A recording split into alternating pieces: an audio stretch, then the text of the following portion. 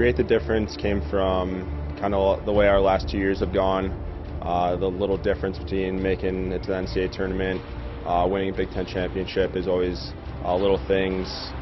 One game at the end of the season, one game throughout the season. So we wanted to make sure we're working on doing everything right and thus creating the difference every day. It's very important to, remember the past.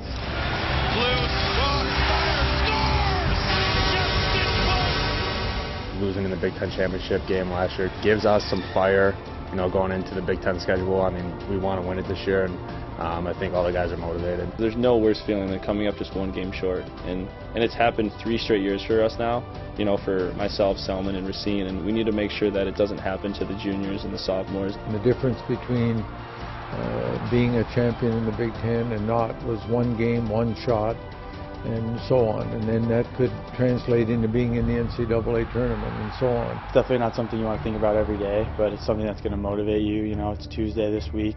That little extra push, that little extra stride you take could be the difference. Here comes Michigan, led by Kyle. Confer shoots, scores! I think the fans get hyped up the most for Big Ten games. They are more familiar with the teams, whether it be Wisconsin or Minnesota, Michigan State. So for us, it's trying to just focus each game at a time. The Big Ten, anything can really happen, and we need to show up every night, and we need to make sure that everybody's ready to play. This is like a new season. What we've done is fine, but what we're going to do is more important. Now it becomes more important.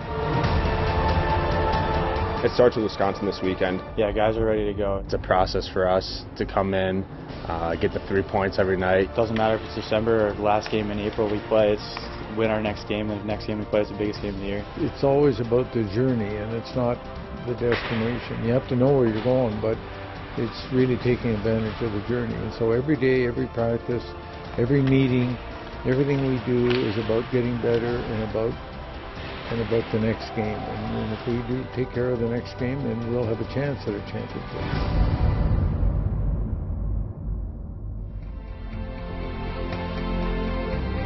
The one thing I remember about Red the most was, how serious he was about hockey, how serious he was about education for all the guys, and how he stayed on top of us. He treated us like one of his own kids, and that was awesome. Arguably the greatest coach to coach college hockey. So, it was definitely a privilege to play for him. I was supposed to be a goal scorer when I got here, and I think I ended up with 6 goals my freshman year, but I had a lot of chances, and I kept hitting goal posts and putting it over the net or missing the net. And I remember we lost. I can't remember who it was to do. It was a big game, and I missed a couple opportunities. And he just came in and he looked at me with a real serious look on his face, but a lot of sarcasm in it, and just said, "Are the nets bigger in Barrie? Like, where you're from?" And I looked at him and I was like, "I think they might be, because I did miss a lot of opportunities." My senior year, when we weren't necessarily, we didn't have our greatest year, and we came back and walked all the way through the CCHA playoffs, and we had to win against Northern in the championship to even go to the NCAA tournament. So, just seeing his face after we beat Northern 2-1, he was all smiles for, the 24 hours there. And I told him, I was like, wow, there's a lot that goes into coaching, a lot more than I expected, especially nowadays with all the analytics and the videos and preparing for each game. But it's a lot of work, so you really appreciate all the coaches you had along the way. Mel Pearson, Billy Powers, all the guys that were there along the way for us. They did a great job.